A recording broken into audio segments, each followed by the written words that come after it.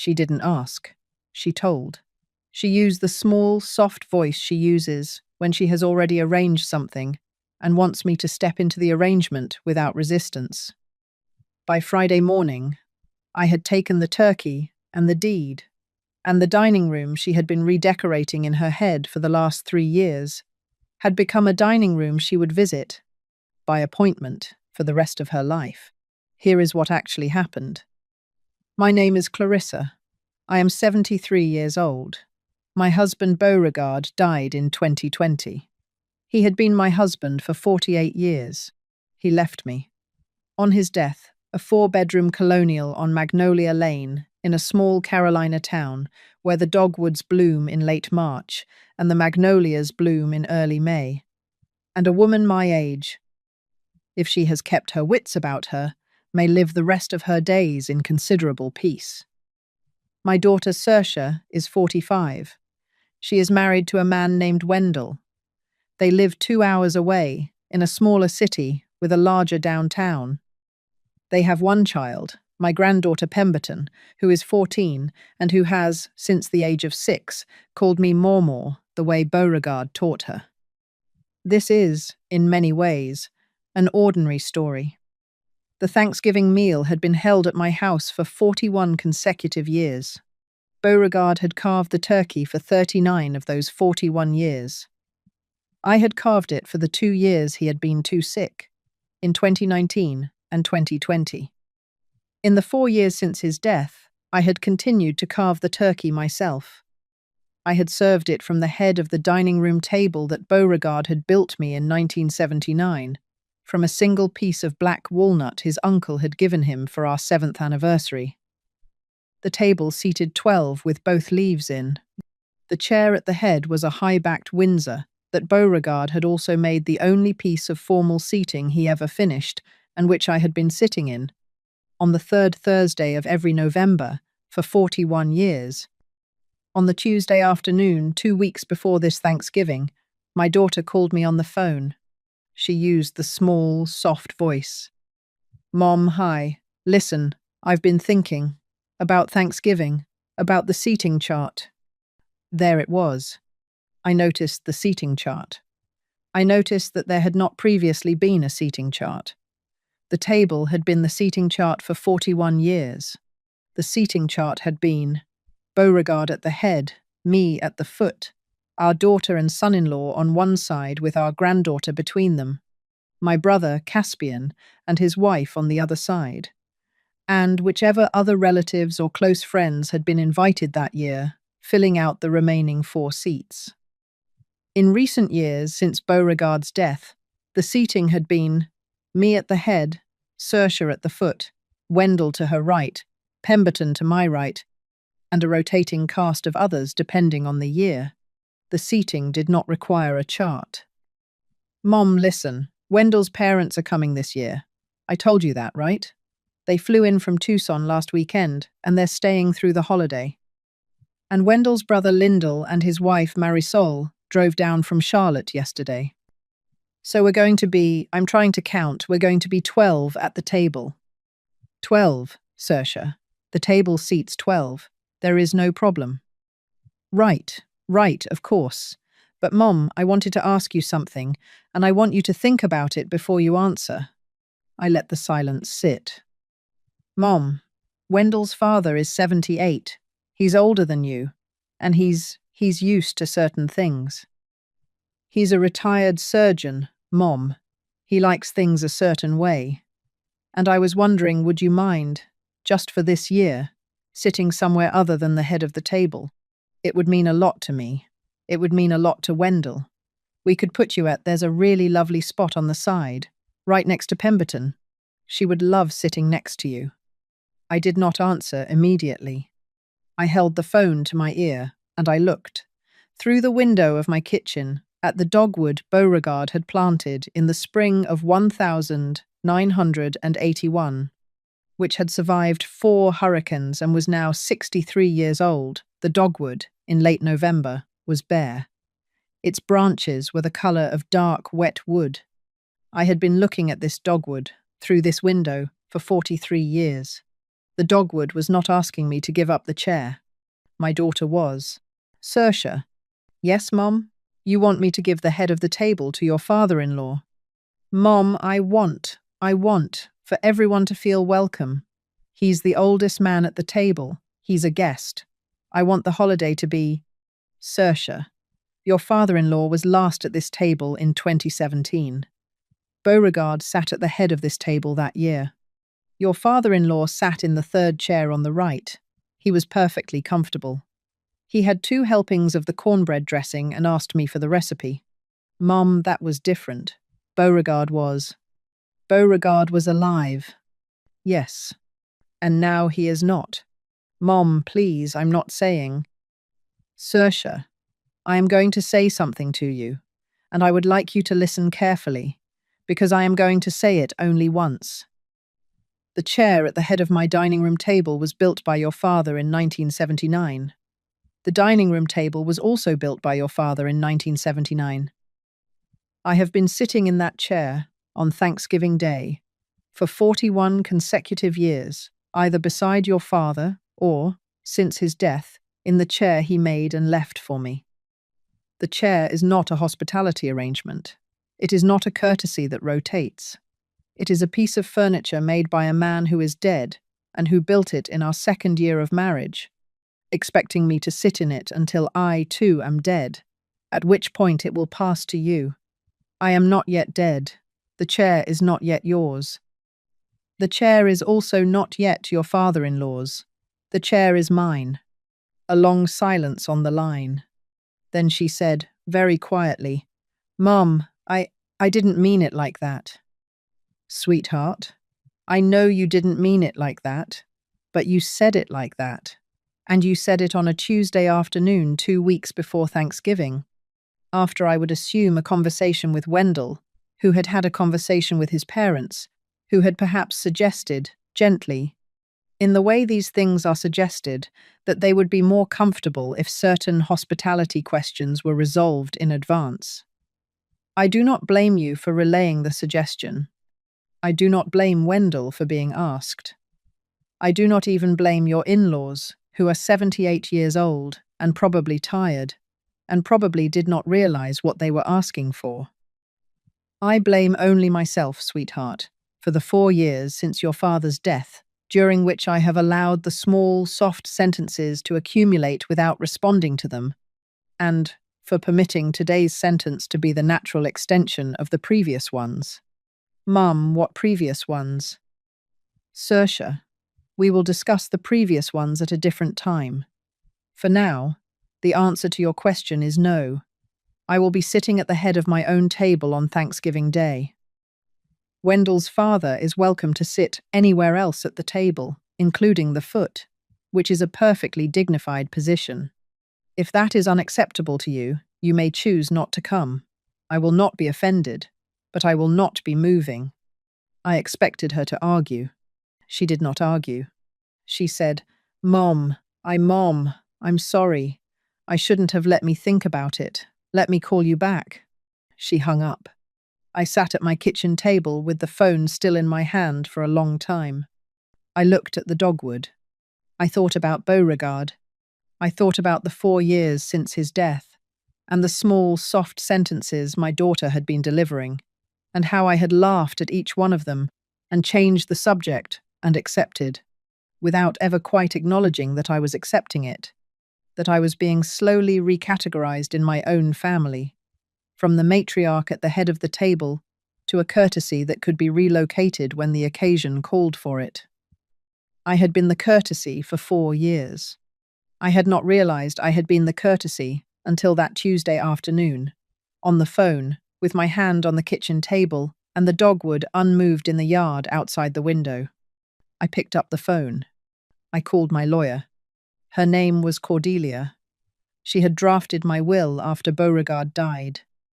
She had also, the year before he died, drafted something else, something Beauregard had asked her to prepare, which she had been holding in her office safe for 5 years, waiting for me to need it.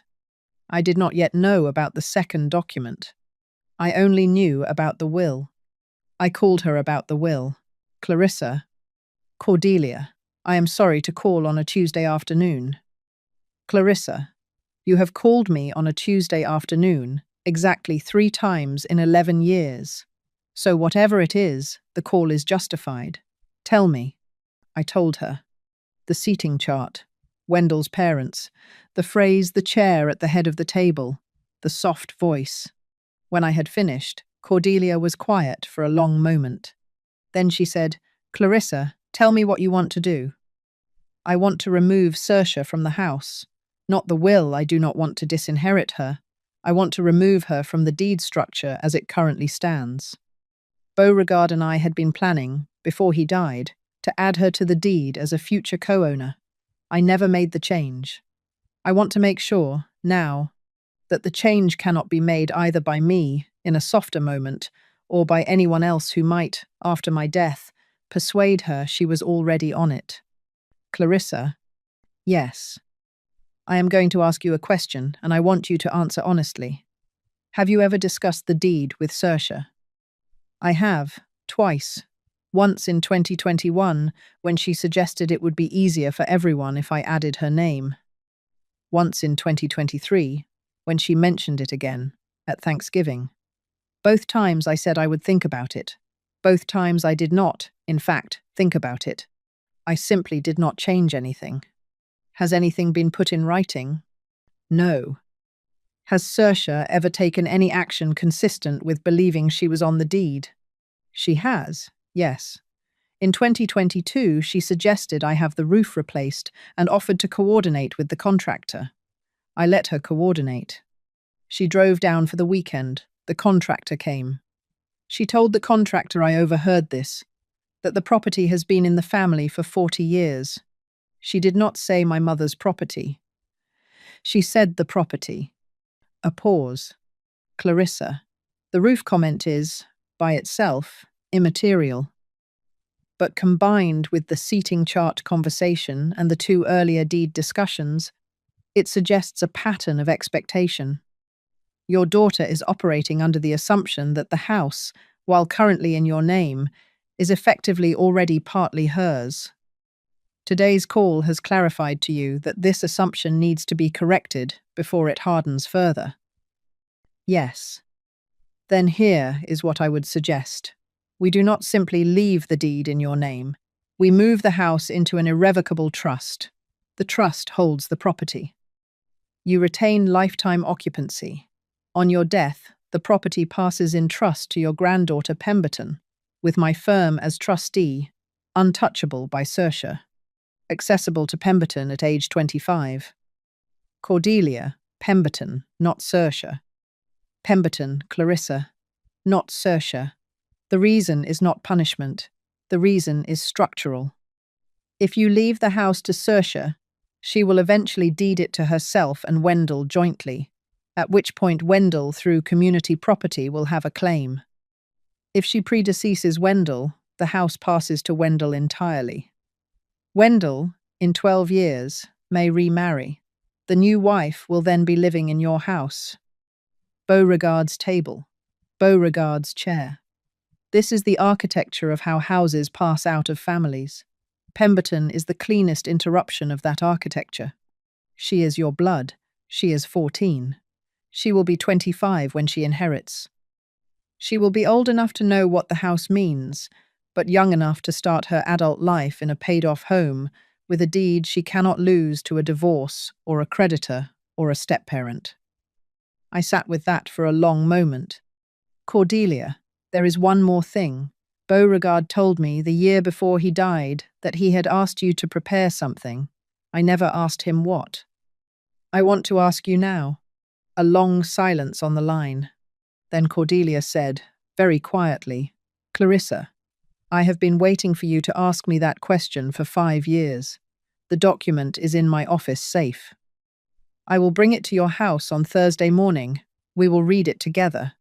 We hung up. I want to pause here and ask you something honestly. If your daughter, your only daughter, the one you raised, the one you taught to read on your own lap when she was 4, called you on a Tuesday afternoon and asked you, with a soft voice and a careful phrasing, To give up the chair your dead husband built for you at the head of your own dining room table, what would you have done in the next 10 seconds? I think a lot of mothers would have said yes. I think some would have cried after hanging up. I think a brave handful would have said exactly what I said. I want to tell you why I said it. I said it because for 4 years I had been laughing my way through the small, soft sentences my daughter had been delivering, and each laugh had moved me approximately 1 inch further from the chair my husband had built for me. I had not realized I had moved at all until Tuesday afternoon, when she suggested I move the final visible inch. The final visible inch is the one a woman cannot, in good conscience, take. If she takes it, she will not be able to sit anywhere honest again.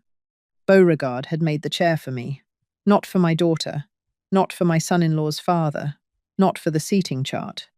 He had made it for me, with his own hands, in 1979. In a workshop he had built himself behind the dogwood, with the dogwood not yet planted and our daughter not yet born. He had not made it, knowing I would need it for what I would need it for. But he had made it, and the chair was holding, in its black walnut frame, 45 years of small decisions Beauregard and I had made together, about the house, about our marriage, about how we would treat each other, about how we would expect to be treated by the people we raised. I was not going to give the chair to Wendell's father. I was going to do something else. I was going to give the chair, eventually, to Pemberton, through a trust, with Cordelia as trustee, untouchable by Saoirse. That was the decision I made on the phone call with Cordelia. I made it slowly, but I made it completely. Cordelia arrived at my house on Thursday morning at 10 o'clock. She brought a leather portfolio. We sat at my kitchen table, not the dining room table, because the dining room table was a piece of furniture. I was, in the moment, holding for a different purpose, and she set the portfolio on the kitchen table between us. She opened it. She slid one document across the table to me. "Clarissa, read this first." I picked it up. It was a letter, in Beauregard's handwriting, dated the 19th of April, 2019. 3 months before he died. "Clarissa, I asked Cordelia to put this in her safe.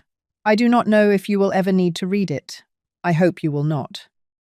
If you do, it means something has happened that I am sorry I am not there to help you with. Here is what I think will happen. I think, after I am gone, Saoirse will begin asking you for things. She will not ask you for them in the way our parents ask their parents directly, with respect, on the assumption that the answer might be no. She will ask you for them in the soft voice she has been using since she was 14 years old. The voice that says, I would like for this to happen, and I have already decided that you will agree. I have heard that voice from her for 30 years. I never managed to teach her not to use it on us. I am sorry. The things she will ask you for will not be huge. They will be small. The deed, the seating, the contractor, the roof, the recipe, the Christmas dishes, the chair I made you. She will not mean it the way it sounds. She will believe she is being practical. She will believe she is being helpful. She will believe she is preparing you for a future that you are not yet ready to acknowledge. Clarissa, you are not the future. You are still the present. I have asked Cordelia to prepare an irrevocable trust that will hold the house. The trust is ready. It has been ready since April. Cordelia will not show it to you unless you call her for help. If you call her, the trust is there. Sign it. Put Pemberton as the beneficiary. Pemberton will know what the house means by the time she inherits it. Saoirse, I love her, but she has shown me for 45 years that she does not know what the house means. She knows what the house is worth. That is not the same thing. I love you. I am sorry I am not there. Beauregard. I read the letter twice. I did not cry. I set it down very carefully on the kitchen table. I looked at Cordelia. Cordelia. Yes. Beauregard wrote this in April of 2019.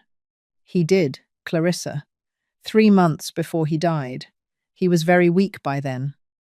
He came to my office one Tuesday afternoon. I remember it was a Tuesday because I had had to cancel a deposition for him, and he sat in my conference room for 2 hours. He wrote that letter by hand. He signed the trust. He gave me both. He said, "Cordelia, hold these. My wife is going to be all right. But if she is not all right, she will know to call you. Do not contact her. Wait for her to come." And you have been waiting. 5 years, 4 months, and 3 days, Clarissa. I looked at the letter again. I noticed the line, "The chair I made you." Beauregard had specifically mentioned the chair. He had known. He had not predicted the seating chart. He had simply known his daughter, and he had known that one day she would, in some form or another, ask his wife to step out of his chair. He had not known how. He had not known when. He had only known that it would happen, and he had prepared for it 3 months before he died. I had not asked him what he had asked Cordelia to prepare. He had not told me. He had let me discover it on the day I needed it. That was a kind of love I had not previously had a name for. I looked at Cordelia. "Cordelia, bring me the trust documents." She did. I signed them. The signing took 28 minutes. By 11:30 that morning, the deed to the house on Magnolia Lane was no longer mine. It belonged to the Beauregard Marchetti Family Trust, held by Cordelia's firm as trustee, with Pemberton Marchetti, my granddaughter, age 14, as the contingent beneficiary on my death, accessible to her at age 25. Saoirse was not a beneficiary.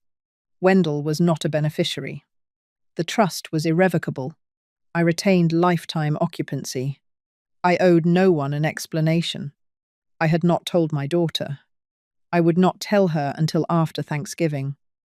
Thanksgiving Day arrived on the 3rd Thursday of November, as it has done every year of my life, and every year of Beauregard's. Saoirse called me on Tuesday morning, the day before Thanksgiving, and asked, in the small, soft voice, whether I had thought any more about the seating. I said, "Sweetheart, I have. I will be sitting at the head of the table. Your father-in-law is welcome to sit at the foot. The chair at the foot is the same height as the chair at the head. Your father made both of them. The same week, in 1979. He will be perfectly comfortable. I will be carving the turkey. Beauregard taught me how to carve in 1972. I have not forgotten." She paused on the line. Then she said, "Mum, okay. Okay, Mom. I love you. I'll see you tomorrow." "I love you too, sweetheart. Drive safely." We hung up. I noticed, in that exchange, that she had not argued. I noticed that she had not, in fact, argued all week. I noticed that the silence might mean she had decided to accept my decision, or that it might mean she had decided to bring her in-laws into the house on Thursday and let the physical fact of the seating chart resolve itself in whatever way it resolved. I did not know which. I set the table that afternoon. 12 places, the leaves both in. The good china that my grandmother had brought from County Cork in 1923, which had not been broken in 101 years of use, would not be broken on my watch. The crystal that Beauregard and I had bought on our honeymoon in 1972. The silver flatware that had belonged to my mother. Cloth napkins folded the way my mother had folded them. A centerpiece of magnolia leaves and white candles, the way I had done it for 41 years. I placed the turkey carving knife, Beauregard's knife, the one he had used for 39 years, at the head of the table beside my plate. I went to bed at 10. I slept the way a woman sleeps when she has decided something irreversible and is simply waiting for the next morning to arrive. Saoirse, Wendell, Pemberton, Wendell's father, Wendell's mother, Wendell's brother Lyndall, his wife Marisol, my brother Caspian, his wife Helene, and 2 of Caspian's grandchildren arrived between 11 and 12:30 on Thanksgiving morning, 12 at the table, as promised. When everyone had hung up their coats and made their way into the dining room, there was a small pause at the doorway. I was already seated. I was already at the head of the table. The turkey carving knife was on the placemat to my right. The turkey was on a platter directly in front of me, awaiting carving. I had a small white linen napkin folded across my lap. Wendell's father, a tall, white-haired man named Cornelius, retired surgeon, navy blazer, careful posture, walked slowly toward the foot of the table. He stood behind the chair at the foot. He looked at Saoirse. Saoirse looked at me. I looked at Cornelius. I smiled. Cornelius, so glad you could come. Please sit. The foot of the table is yours. Cornelius nodded, the small, careful nod of a 78-year-old man who has correctly read a room, and sat down. The rest of the table arranged itself. Wendell's mother sat to Cornelius's right. Lyndall and Marisol filled in beside her. Caspian and Helene took their usual places. Pemberton sat to my right, where she had always sat. Saoirse and Wendell sat together on the other side of the table. I picked up the carving knife. I carved the turkey the way Beauregard had taught me to carve it in 1972, with the small, careful precision he had insisted on. The bird angled toward me, the breast carved in long, thin slices. The knife held lightly so that the weight of the blade did the work. I plated each slice carefully. Pemberton helped me pass the plates down the table. Wendell's father received his plate. He nodded at me again. He said, "Mrs. Marchetti, the bird looks beautiful." I said, "Thank you, Cornelius. Beauregard taught me how." He said, "Beauregard was a fine man." I said, "He was." We ate. The meal was, by all measures, perfectly pleasant. The cornbread dressing was a success. The cranberry sauce, which I had made the day before with frozen cranberries from the previous year's harvest, was praised by Wendell's mother. The conversation moved easily among the 12 of us. Pemberton told us about her 9th grade history project. Caspian told a story about Beauregard from 1968 that I had not heard before. Wendell's father laughed at the story. Saoirse did not laugh. She was watching me. I knew she was watching me. I let her watch. At 3:47 p.m., I stood up at the head of the table. I tapped my water glass with my knife. "Before we move to the pies, I would like to say something briefly, and I would like you all to listen." The room went quiet. I looked at each of them. Cornelius, Wendell's mother, Lyndall, Marisol, Caspian, Helene, Pemberton, Wendell, Saoirse. Then I said, "Yesterday morning, I signed a document with my lawyer, Cordelia Marlowe, that transfers the deed of this house into an irrevocable trust. The trust is held by Cordelia's firm. I retain lifetime occupancy of this house.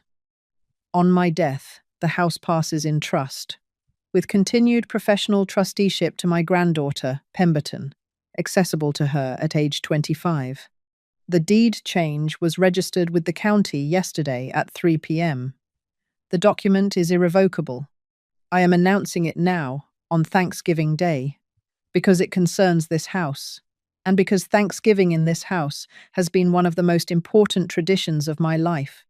I wanted Pemberton to be told, here, in the room where she will, 20 years from now, sit at the head of this table on her own Thanksgivings. Pemberton, sweetheart, the house will be yours. In trust. When you are 25, Cordelia will be in touch with you on your 18th birthday with the full details. Until then, this is your grandmother's house, and you are welcome in it for as many Thanksgivings as I have left to host." Pemberton's eyes were very wide. I noticed Wendell's father set down his fork carefully. I noticed my brother Caspian was smiling, very slightly. I noticed Saoirse's hand had gone white where she was gripping her water glass. I sat down. "Now, pie." Saoirse did not say a word for the remainder of the meal. She helped with the dishes afterward, quietly, mechanically. She did not look at me. Wendell stayed near her. Wendell's parents made their goodbyes at 5:45. Caspian and Helene left at 6. By 7, Only Saoirse, Wendell, and Pemberton remained. Pemberton went upstairs to read. Wendell and Saoirse stayed in the kitchen with me. Saoirse said, finally, "Mom, can we talk?" "Sweetheart, yes. Let's sit at the kitchen table." We sat. Wendell stood by the sink.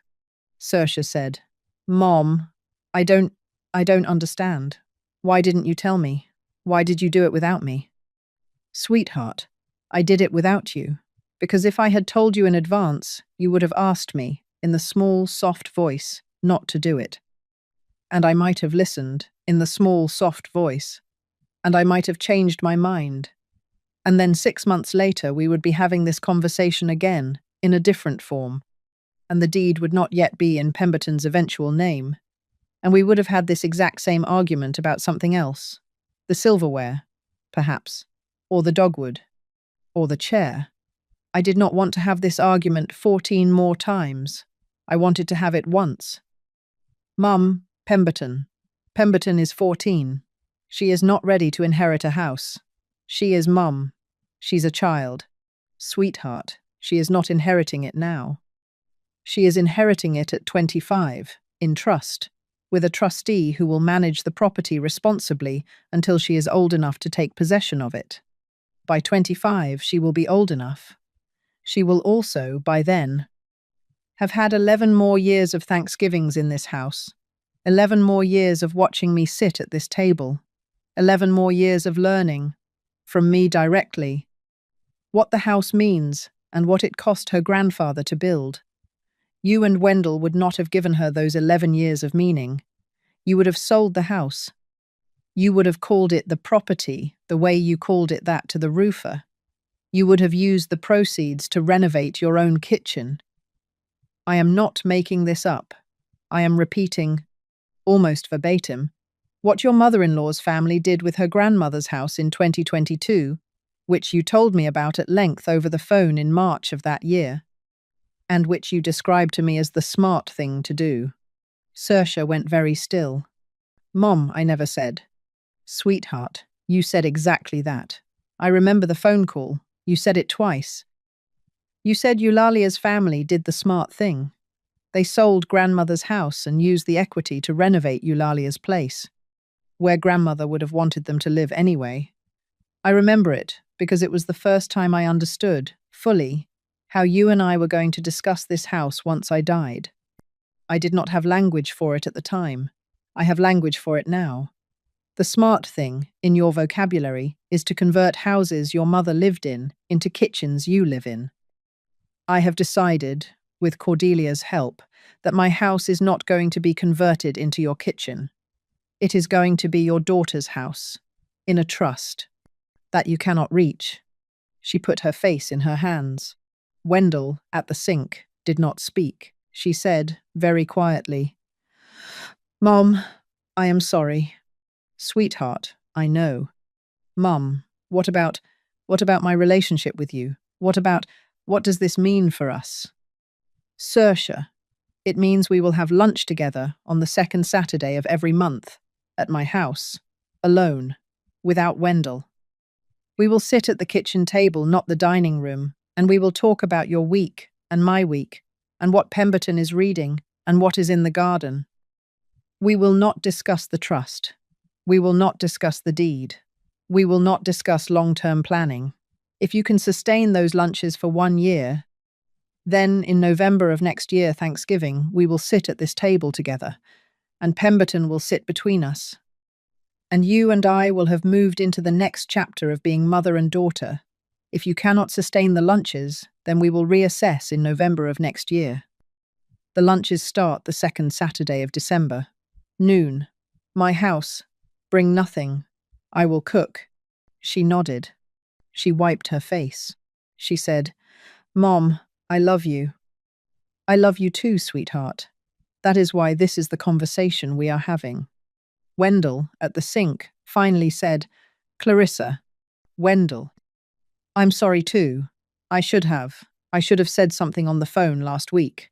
When Saoirse was when we were planning the seating thing.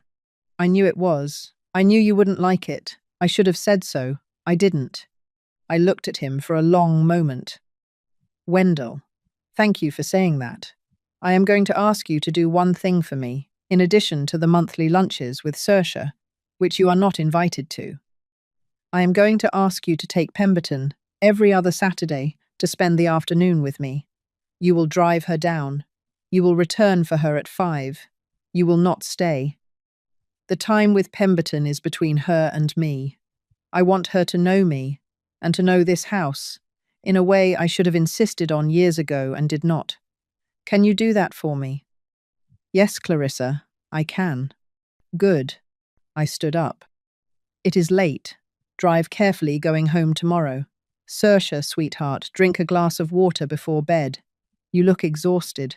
She nodded. I went upstairs. I sat in Beauregard's reading chair in the bedroom, and I wrote one line in the small notebook I had started keeping, the morning after the Tuesday phone call about the seating. She told me not to sit at the head of the table.